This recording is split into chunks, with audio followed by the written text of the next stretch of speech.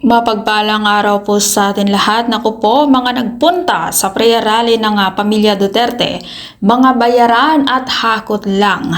Yan daw kasi ang lumalabas sa investigasyon ng PNP. Ayon sa kanila, tumanggap ng 200 piso ang bawat tao.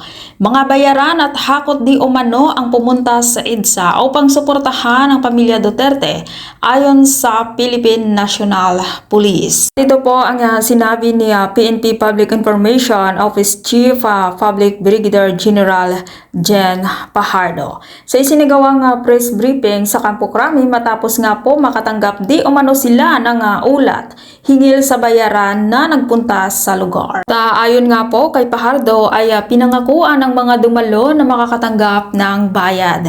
At ipinakita din ni Fajardo ang video na nagaganap na pag-interview sa mga posibleng hakot at paglilista sa mga nabayaran na di umano ay tagda 200 piso.